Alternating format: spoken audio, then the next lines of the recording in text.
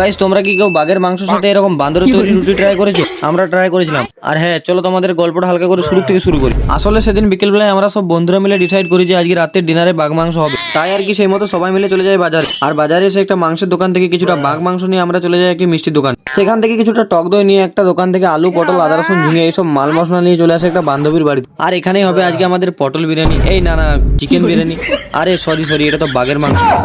এখন আমি কড়াই হালকা করে খুন্তিতে নেড়ে নিই। আর হ্যাঁ, আমি জানি আমি রান্না করতে পারি না, কিন্তু তোমরা তো জানো না যে আমি রান্না করতে পারি না। সো গাইস, তারপর আমি স্নুপ ডগ স্টাইলে হালকা করে লেগে পড়ি রুটি করতে। আর কি বলবো, দুঃখের কথা, শালা আমি যে রুটিটা বানাচ্ছিলাম সেটা রুটি কম, ছেঁড়া রুমাল বেশি লাগছিল। আর আমার এই রুটি করা দেখে নাড়ু বললো, খেপা চোদা, তোর দ্বারে রুটি করা হবে না, আমারটা দেখ। Con fuerza, muchachos. Siga moviendo la manta. Movete, mantita. Movete, mantita.